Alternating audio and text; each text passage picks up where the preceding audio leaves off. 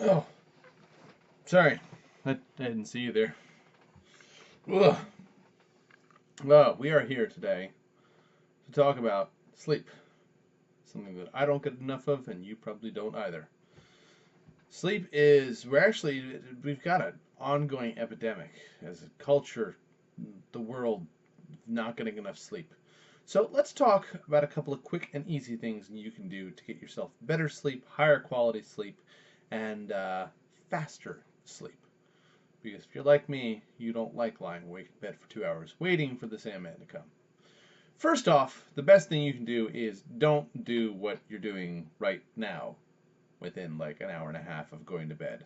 Specifically, don't do anything that involves looking at an electronic screen, like watching movies on YouTube, or playing games, or watching Netflix, or TV, or anything else that involves a backlit screen that's projecting light at you. Because what it does is it tricks your brain into thinking that it's daytime, basically. Makes your brain think the sun is out, it's time to awake. Your brain creates awake time hormones.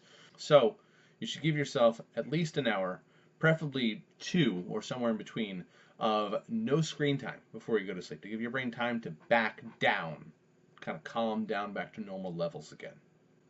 Two, you should not do anything in your bed besides sleep and carnal relations because you don't want your brain to get used to doing stuff that's not sleep in a place where you're expecting to sleep. You want your body to think, oh, sleep. That's all that I do in this place. I'm in my bedroom, that means it's time for me to go to sleep. I'm in my bed, that means it's definitely time for me to go to sleep. You don't want to be playing video games in your bed. You want to be watching TV in your bed. Besides the aforementioned timing, it's just in general, you don't want your bed to be a place that you do anything but sleep and other things. Um, so make sure that if you're doing something to wind down before bed, you're not doing it in bed. If you're in bed trying to wind down, then your body's still going to expect some sort of transition to a place where you're sleeping. It's like, oh, well, this is the activity area, then we're going to go to the sleep area. And then you just lie there and your brain's like, no, we were just doing activity. This is the activity place. Give yourself a different place to wind down. Go and read a book. You can go and draw pictures. You can go and meditate. You can go and play a board game with someone. You can do anything besides staring at screens for the hour that you have before bed. But you want to make sure that it's not in your bed. Next, you want to establish a routine. This is going to kind of go hand in hand with what we were talking about before. You want some sort of bedtime routine that leads you up to bedtime and you do in the same order roughly every day. So you want to have like, okay, before I go to bed, I, brush my teeth and then I read a book for half an hour and then I meditate for 15 minutes and then I get in bed. So you turn off your screens that you're looking at a little bit before you start brushing your teeth, and then you go from there. You don't want brushing your teeth to be the last thing that you do. You want some time between brushing your teeth and going to sleep. Because if you brush your teeth before you go to bed, it actually, the stimulation of your gums and also the minty freshness of the teeth can actually help to wake you up a little bit, which is exactly what you don't want. So you want to give yourself a little bit of time before you go to sleep if you're brushing your teeth. So I would say whatever your bedtime ritual is, start with brushing teeth and then kind of go from there. Um, but you also want to make sure that the ritual is the same every single night. You want your brain to get into the habit of like do this, this, this, this, this. Oh, I go to sleep. These are the things that I do before I go to sleep. So you want that kind of regular habit, and that's going to take us into our next topic, regularity. So you want to make sure that you are waking up at least at the same time every day if you can, and preferably also going to sleep at the same time every day. Your body runs on cycles and it needs to get into a cycle and build a habit in order to do things well. If you're going to bed at different times every night, you're making it very hard for your body to know what time it's time to go to sleep. Even if you have a ritual before bedtime, you're still making it very difficult on your body if you're not going to bed at roughly the same time because your body likes to time out those cycles while you're sleeping according to what time you're going to bed. More importantly, going to bed at the same time is waking up at the same time every morning. The worst thing that you can do if you are sleep deprived is sleep in on the weekends. Seriously. It sounds counterintuitive. You might be like, oh, well, I'll get my time back on the weekends by sleeping in. No. Don't do that.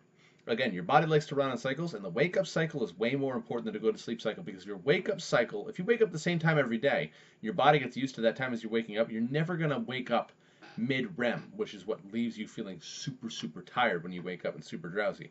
If you wake up at the same time every day, your body's going to get used to waking up at that time. And even if you don't necessarily get to bed at the same time every night, waking up at the same time every day, your body will go, oh, okay, it's time to get up. I know this. This is the time.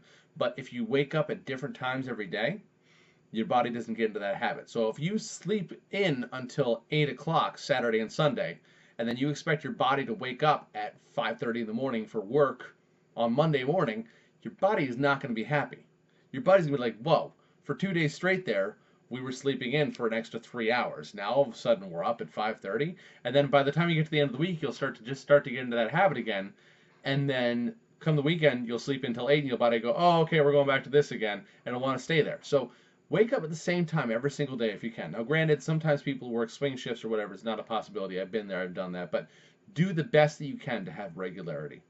And that's it. Those couple little habits, just by themselves, should seriously enhance the quality of sleep that you're getting and also the speed at which you fall asleep each night. Now, sleeping is something that I personally struggle with a lot. I've got insomnia. I've had it my whole life. I've got mild sleep apnea. I've had that for most of my adult life. And if you find yourself doing these things for like a month and you're still not seeing any improvement, you should go see a sleep specialist. Go see a sleep specialist, get a study done, go and sleep in their room and have them check you out for a night or whatever. And because they'll have more insights than you ever could, because you don't know what you're actually doing while you're sleeping. You don't know. You could be sleepwalking. Who knows? But if these habits by themselves don't dramatically improve the quality of your sleep, then you're going to want to go and talk to an expert about sleep, just because you obviously have something little above and beyond your average sleep deprivation or mild insomnia. So hopefully it doesn't come to that. Try these first. Try it for a month. See how it goes. I almost guarantee you'll see improvement, even if you do have serious sleeping issues. But if that doesn't happen, go and see a sleep specialist, see what they have to say about it. So that's it. Thanks for watching. As always, remember to live boldly, change the world, and continue to be awesome. Bye-bye. Listen!